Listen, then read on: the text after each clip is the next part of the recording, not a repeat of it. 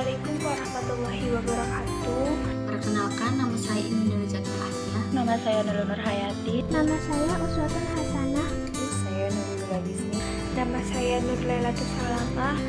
Kami akan menjelaskan tentang organ tubuh dan jaringan khusus. Darah merupakan cairan yang sangat penting bagi manusia karena berfungsi sebagai alat transportasi dan masih banyak kegunaan yang lainnya. Jika seseorang kekurangan darah, maka orang tersebut akan terganggu kesehatannya dan bisa mengakibatkan kematian. Jumlah darah yang ada di dalam tubuh manusia yaitu sekitar 1/13 berat badan orang dewasa atau sekitar 5-6 liter. Kemudian ada fungsi darah.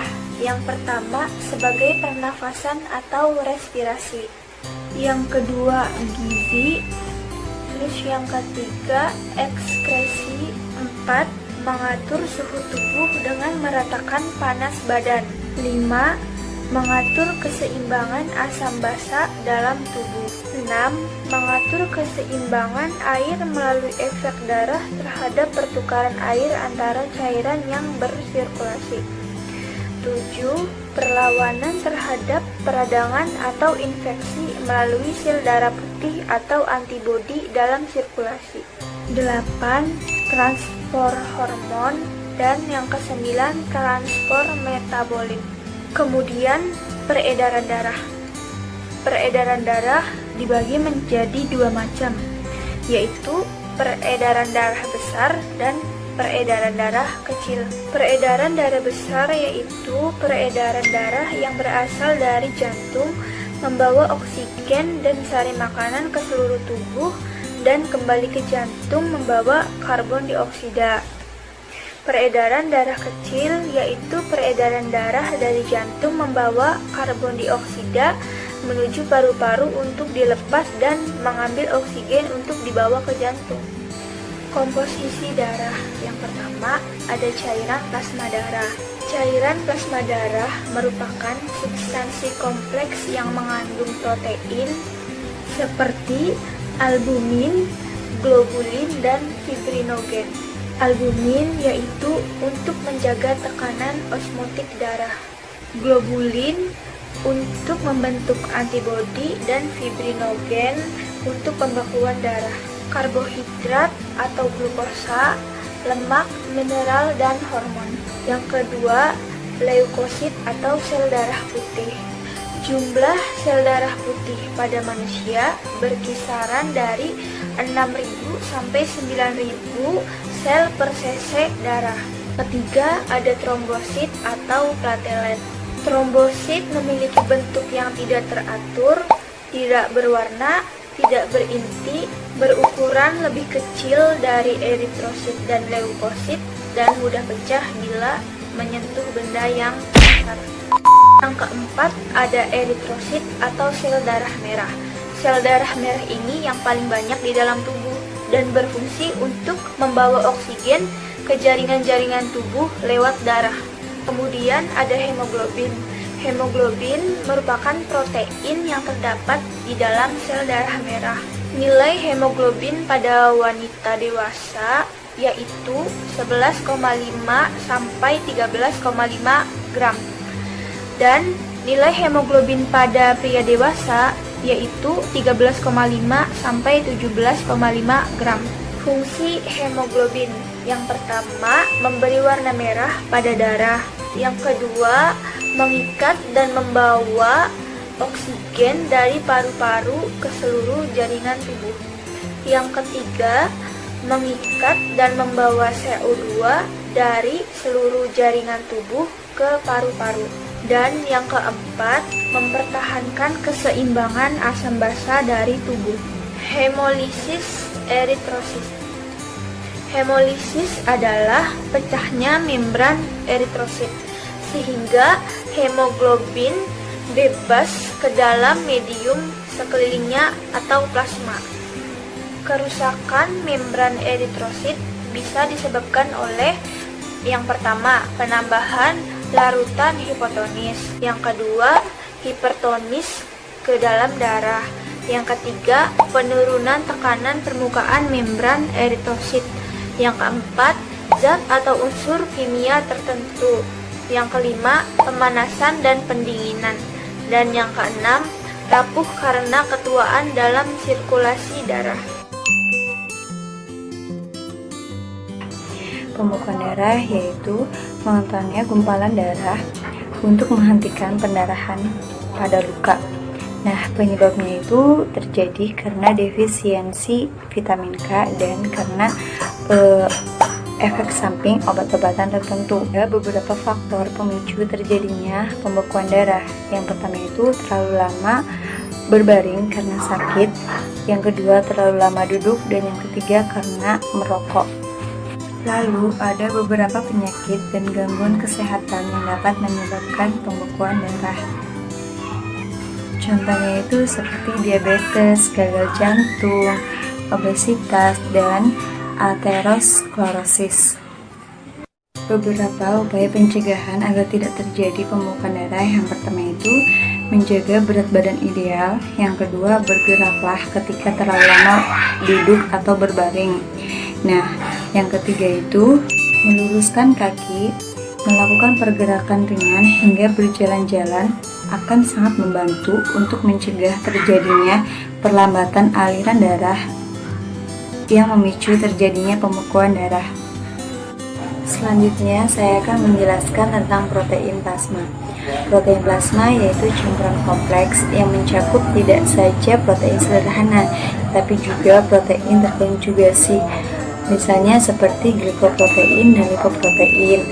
Nah, protein plasma itu dibagi menjadi 4 bagian. Yang pertama itu fibrinogen, yaitu salah satu protein yang disintesis oleh hati yang merupakan reakan fase akut yang berbentuk globulin beta. Nah, protein ini tuh berguna untuk hemostatis yang menstimulasi pembentukan trombus. Nah, yang kedua itu albumin. Pada manusia, albumin diproduksi oleh retikulum endoplasma di dalam hati dalam bentuk proalbumin, kemudian diiris oleh badan Golgi untuk disekresi memenuhi sekitar 60% jumlah serum darah dengan konsentrasi antara 30 sampai 50 gram per liter dengan waktu paru sekitar 20 hari. Nah, albumin itu mempunyai fungsi tersendiri. Nah, adapun fungsi dari albumin itu yang pertama sebagai larutan penyangga. Nah, yang kedua itu mengusung hormon tiroid. Yang ketiga itu mengusung asam lemak menuju hati dan memelihara tekanan osmotik. Nah, yang ketiga itu globulin. Globulin yaitu protein yang tidak larut dalam air tetapi larut dalam larutan garam. Protein ini berbentuk globular, memiliki berat molekul yang tinggi. Globulin banyak ditemukan sebagai antibodi yang disebut dengan imunoglobin. Nah, yang keempat itu protombin, yaitu sejenis glikoprotein yang dibentuk dan disimpan dalam hati. Nah, protein plasma itu mempunyai fungsi. Yang pertama itu keseimbangan osmotik. Yang kedua, pembentukan dan nutrisi jaringan. Yang ketiga, enzim, hormon, dan pembekuan darah. Dan yang keempat, daya tahan tubuh. Perubahan protein plasma. Yang pertama itu hiperalbumin, peningkatan kadar albumin. Dijumpai pada dehidrasi terjadi hemokonsentrasi protein plasma. Dan yang kedua itu hipoalbumin, dijumpai pada malnutrisi, malabsorpsi, hepatitis akut, dan penyakit hati menahun. Imunologi. Yang pertama ialah sejarah perkembangan imunologi. Imunologi merupakan ilmu yang perkembangannya berakar dari pencegahan dan pengobatan penyakit infeksi. Di dalamnya merupakan ruang lingkup penyakit, infeksi, dan semua ilmu kedokteran dan kesehatan. Awal mula imunologi dinyatakan dengan adanya teori kontagion oleh Girolamo Fracastoro pada tahun 1545 yang menyatakan bahwa pada penyakit infeksi terdapat suatu zat yang dapat memindahkan penyakit tersebut dari satu orang ke orang lainnya sehingga dapat menularkan. Akan tetapi zat tersebut sehingga tidak terlihat oleh mata atau bisa dilihat dengan alat tertentu. Pengertian imunologi. Imunologi berasal dari kata imunitas yang berarti kekebalan tubuh. Perkembangan selanjutnya imunologi merupakan ilmu mandiri yang salah satunya mempelajari tentang imunitas atau kekebalan akibat adanya rangsangan molekul asing dari luar maupun dari dalam tubuh hewan ataupun manusia, baik yang bersifat infeksius maupun non-infeksius. Imunologi juga berarti ilmu yang mempelajari kemampuan tubuh untuk melawan atau mempertahankan dari serangan patogen atau organisme yang menyebabkan penyakit. Salah satu bentuk dari imunitas yaitu adanya antibodi yang dihasilkan oleh sel-sel leukosit atau sel darah putih. Sel darah putih ini bekerja dengan cara mengikat dan kemudian menghancurkan sel-sel patogen atau penyebab penyakit. Respon imun. Respon imun ialah respon tubuh berupa suatu urutan kejadian yang kompleks terhadap antigen. Untuk mengeliminasi antigen tersebut, respon imun ini dapat melibatkan berbagai macam sel dan protein, terutama sel makrofag, sel limfosit, komplement, dan sitokin yang saling berinteraksi secara kompleks. Mekanisme pertahanan tubuh terdiri atas mekanisme pertahanan non spesifik dan mekanisme pertahanan spesifik. Ialah sistem imun alamiah atau bisa disebut juga non-spesifik. Sistem imun ini yang emang sudah di dalam tubuh. Sistem imun ini mendeteksi sistem mikroorganisme yang masuk ke dalam tubuh. Oleh karena itu dinamakan non-spesifik. Sistem imun spesifik. Kenapa disebut sistem imun spesifik? Karena sistem imun ini memiliki mekanisme kerja yang mengenali benda asing yang masuk dalam tubuh kita. Kemudian jika sel imun bertemu lagi dengan benda asing tersebut, maka sel imun akan mudah mengenalinya dan langsung menghancurkannya. Akan menghancurkan benda asing tersebut. Sistem imun spesifik terdiri dari sistem imun humoral yang melibatkan sel limfosit B yang akan berkembang menjadi antibodi ketika bertemu dengan benda asing. Sel limfosit atau sel B ini menghasilkan antibodi yang berfungsi untuk melawan virus dan bakteri. Organ sistem imun. Yang pertama ialah sumsum tulang, kelenjar timus, limfa, kelenjar getah bening. Kelima ialah adenoid. Yang keenam ialah amandel atau tonsil. Adapun fungsi sistem imun. Yang pertama yaitu menghilangkan jaringan atau sel mati untuk perbaikan jaringan. Yang kedua yaitu mengenali dan menghilangkan sel yang abnormal. Yang ketiga yaitu kemampuannya yang mengenali benda-benda asing seperti bakteri, virus, parasit, jamur, dan penyakit kanker. Dan keempat, bisa bertindak secara khusus untuk menghadapi serangan benda asing. Yang kelima yaitu sistem imun mengingat penyerangan asing itu sehingga bisa dengan cepat menolak serangan ulang. Yang terakhir, melindungi tubuh dari invasi penyebab penyakit dengan menghancurkan dan menghilangkan mikroorganisme atau substansi asing yang masuk ke dalam tubuh. Yang terakhir ialah penyakit imunoglobulin. Penyakit ini mencakup peningkatan produksi kelas tertentu imunoglobulin atau bahkan molekul imunoglobulin spesifik. Myeloma multiple adalah suatu penyakit neoplastik atau elektroforesis serum atau urin biasanya akan memperlihatkan peningkatan besar satu imunoglobulin tertentu atau satu rantai dengan tertentu.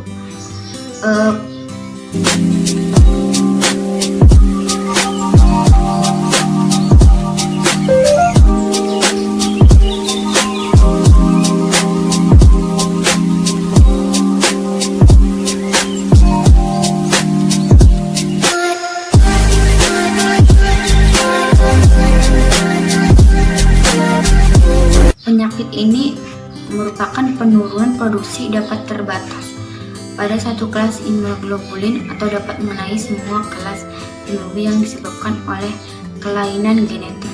Jadi penyakit imunoglobulin ini disebabkan oleh kelainan genetik.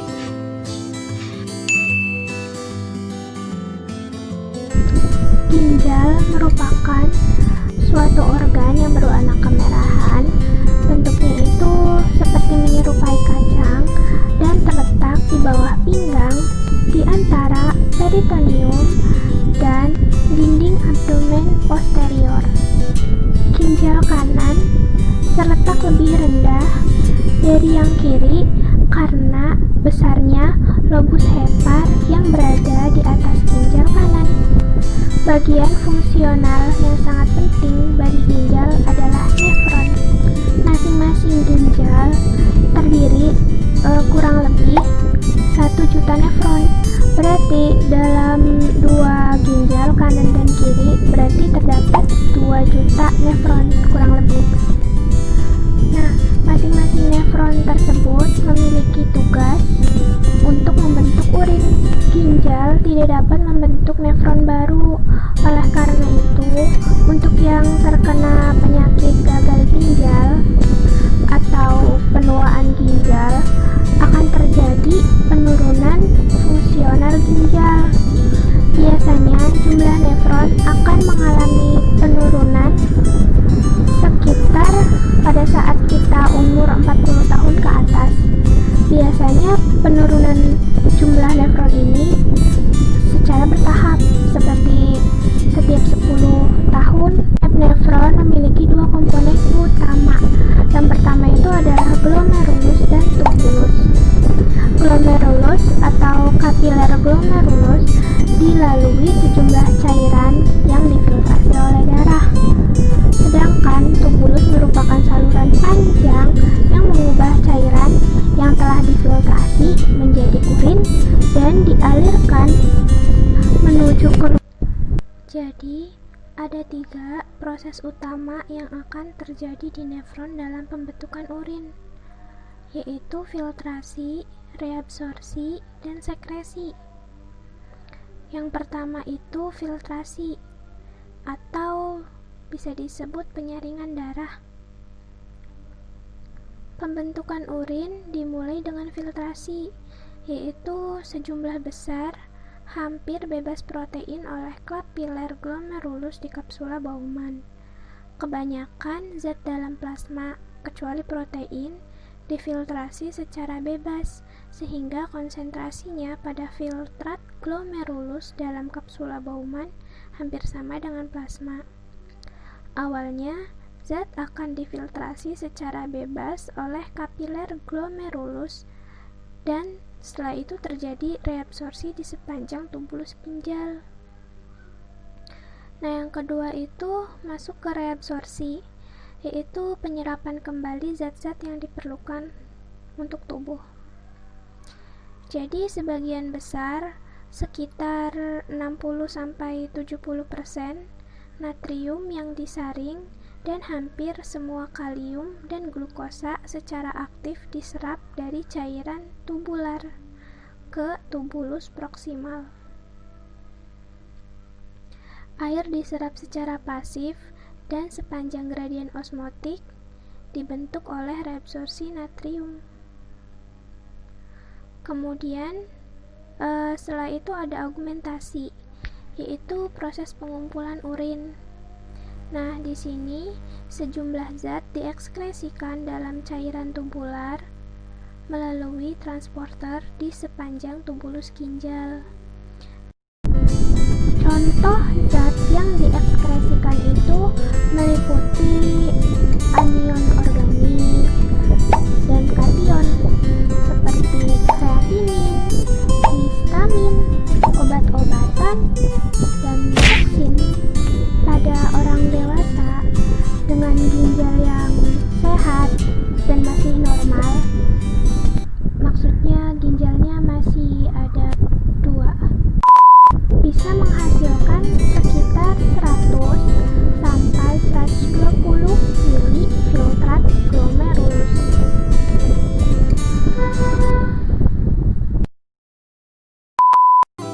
Fungsi ginjal yang pertama itu sebagai pengaturan air dan elektrolit. Ginjal mampu mengatur beberapa ion seperti ion natrium, terus kalium, kalsium, dan fosfat, dan lain sebagainya. Yang kedua, ekskresi limbah metabolik. Ginjal mengekskresikan limbah dalam bentuk urin. Ginjal juga membantu mengeluarkan zat yang tidak lagi berfungsi bagi tubuh. Yang ketiga, ekskresi zat bioaktif. Obat dan hormon dalam darah dapat dikeluarkan dengan berbagai cara. Kebanyakan sih di hati, tapi beberapa di antaranya dapat diekskresikan melalui ginjal. Yang keempat, pengaturan tekanan darah arteri. Ginjal dapat ikut serta mengendalikan tekanan darah. Yang kelima, pengaturan produksi sel darah merah. Jadi, ada yang namanya eritropoietin, yaitu kayak hormon peptida yang terlibat dalam pengendalian produksi sel darah merah oleh sumsum tulang. Nah, sumber utamanya ini ada di ginjal, meski hati juga mengeluarkan sejumlah kecil. Eritropoietin ini merangsang sumsum tulang untuk meningkatkan produksi eritrosit. Lalu yang keenam, bentuk aktif dari vitamin D sebenarnya diproduksi di ginjal dan tingkat sintesisnya diatur oleh hormon yang mengendalikan keseimbangan kalsium dan fosfat. Yang ketujuh, gluconeogenesis. Sebagian besar gluconeogenesis terjadi di hati, namun bisa juga di ginjal, terutama setelah puasa yang berkepanjangan. Ginjal dapat menggunakan asam aminoglutamin untuk gluconeogenesis. Mereka kemudian dapat melepaskan glukosa ke dalam darah untuk membantu menjaga kadar gula darah normal. Selanjutnya, pengaturan pH darah. Fungsi homeostatis ginjal. Dalam fungsi homeostatis ginjal itu seperti filtrasi plasma oleh glomerulus, reabsorpsi selektif zat garam, dan sebagai sekresi. C, K, D atau penyakit ginjal kronik. Nah, CKD ini didefinisikan sebagai kelainan pada struktur atau fungsi ginjal selama 3 bulan atau lebih atau berapa tahun yang mempengaruhi kesehatan. Berdasarkan perkembangan waktu, penurunan fungsi ginjal terbagi dalam 2 kategori besar. Ada yang gagal ginjal akut sama CKD ini. Kalau gagal ginjal akut itu penurunan atau hilangnya fungsi ginjal secara cepat selama beberapa hari atau beberapa minggu. Nah, kalau CKD sendiri itu hilangnya fungsi progresif yang terjadi selama beberapa bulan atau bisa sampai bertahun-tahun. CKD ini akan menyebabkan kehilangan nefron. Perbedaan jenis kelamin pada penyakit ginjal kronik dipengaruhi oleh beberapa faktor seperti hipertensi, albuminuria, indeks massa tubuh, gaya hidup, dan hormon seks. Urin merupakan cairan sisa yang diekskresikan oleh ginjal, kemudian dikeluarkan dari dalam tubuh melalui proses urinasi. Urin juga dapat diartikan sebagai hasil filtrasi darah oleh glomerulus. Selanjutnya, komposisi urin.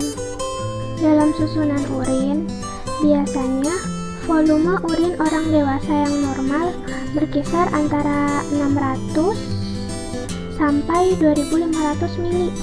Volume urin dipengaruhi oleh intake air, suhu luar, makanan, mental atau fisik individu, dan musim. pH urin itu sekitar 4,7 sampai 8,0. Bau normal urin itu bau amonia atau bisa bervariasi juga. Kadang baunya itu dapat berubah sesuai makanan yang kita makan atau kita konsumsi. Misalnya saat kalian minum kopi atau white coffee, urin kalian akan bau kopi juga. Atau saat kalian makan jengkol, nah urin kalian juga akan bau jengkol. Beberapa obat-obatan juga dapat menyebabkan urin kalian baunya menyengat. Bau menyengat urin juga dapat disebabkan karena kalian dehidrasi atau kekurangan air. Terus ada warna urin. Warna urin bervariasi terjadi oleh unokrom, urobilin, dan hematoporfirin.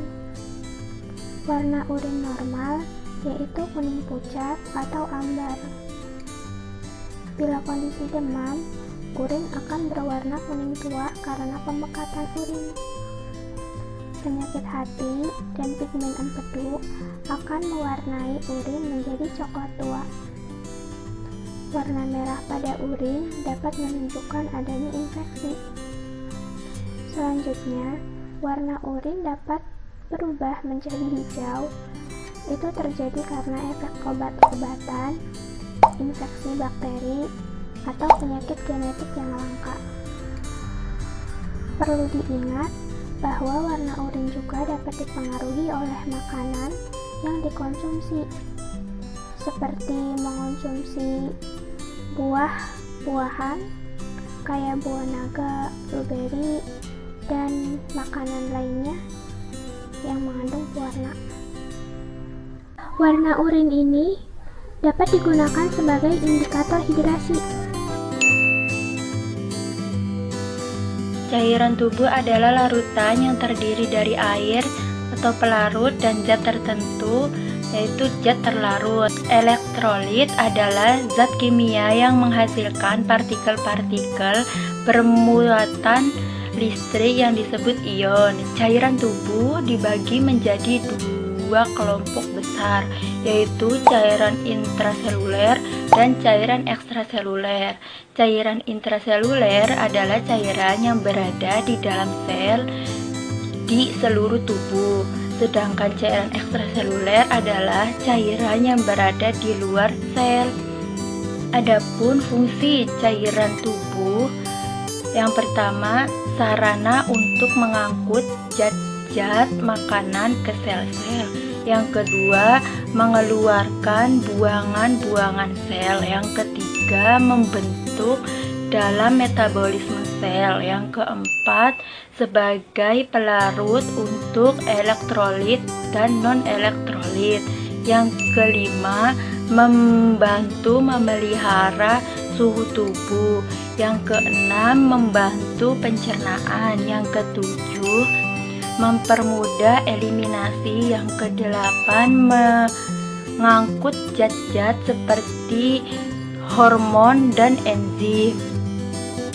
Adapun juga komposisi cairan tubuh.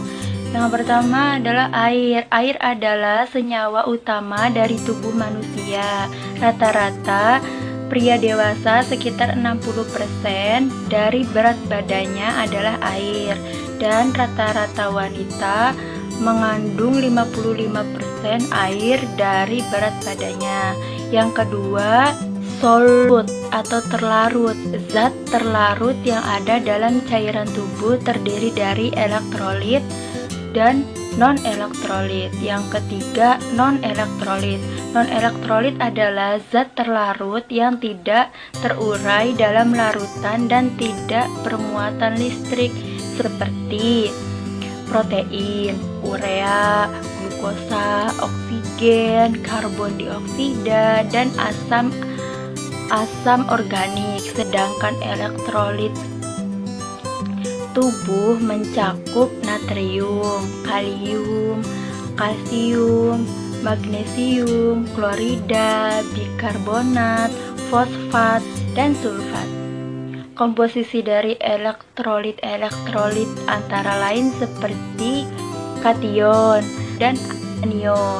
Perpindahan cairan dan elektrolit tubuh terjadi dalam 3 fase. Fase pertama, plasma darah pindah dari seluruh tubuh ke dalam sistem sirkulasi, dan nutrisi dan oksigen diambil dari paru-paru dan traktus gastrointestinal. Fase kedua, cairan interstitial dengan komponennya pindah dari darah kapiler dan sel. Fase yang ketiga, cairan dan substansi yang ada di dalamnya berpindah dari cairan interstitial masuk ke dalam sel.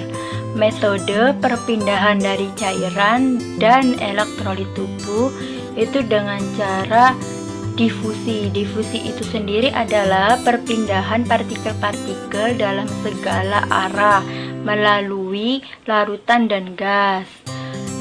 Filtrasi adalah perembesan cairan melalui selaput permeable yang tidak dapat dilalui oleh zat terlarut tertentu. Osmosis adalah proses difusi dari air yang disebabkan oleh perbedaan konsentrasi. Transport aktif adalah pergerakan zat dari daerah encer ke daerah padat. Balance cairan itu ada 2, yaitu intake dan output cairan. Intake cairan atau cairan yang masuk ke dalam tubuh adalah melalui mekanisme haus. Pusat haus dikendalikan berada di otak, sedangkan rangsangan haus berasal dari kondisi dehidrasi. Perasaan kering di mulut biasanya terjadi bersamaan dengan sensasi haus, walaupun kadang terjadi secara sendiri. Sensasi haus akan segera hilang setelah minum sebelum proses absorpsi oleh traktus gastrointestinal. Adapun output cairan atau keluarnya cairan dalam tubuh melalui 4 proses. Yang pertama itu urin, yang kedua IWL, invisible water loss, yang ketiga keringat, 4 itu down feces atau pengeluaran air melalui feces. Dan adapun faktor-faktor yang berpengaruh dalam keseimbangan cairan dan elektrolit antara lain umur, yang kedua iklim, yang ketiga diet.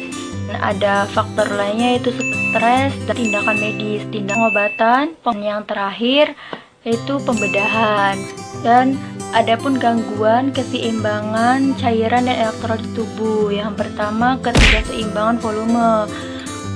Kekurangan volume cairan ekstraseluler atau hipovolemia didefinisikan sebagai kehilangan cairan tubuh isotonik yang disertai kehilangan natrium dan air dalam jumlah yang relatif sama. Dan yang kedua, ketidakseimbangan osmolalitas dan perubahan komposisional. Ketidakseimbangan osmolalitas melibatkan kadar zat terlarut dalam cairan-cairan tubuh. Kebanyakan kasus hiposmolalitas adalah hiponatremia, yaitu rendahnya kadar natrium di dalam plasma, dan hipernatremia, yaitu tingginya kadar natrium di dalam plasma. Dan yang terakhir ada juga jenis-jenis cairan infus. Yang pertama, cairan isotonis. Cairan isotonis adalah cairan yang konsentrasi atau kepekatannya sama dengan cairan tubuh. Yang kedua, cairan hipertonis adalah cairan yang konsentrasi zat terlarut kepekatannya melebihi cairan tubuh. Dan yang terakhir, cairan hipotonis adalah cairan yang konsentrasi zat terlarut dan kepekatannya kurang dari cairan tubuh. Mungkin itu Yang dapat kami sampaikan. Maaf apabila penyampaian kami masih banyak kekurangan. Terima kasih. Wabillahi taufiq wal hidayah. Wassalamualaikum warahmatullahi wabarakatuh.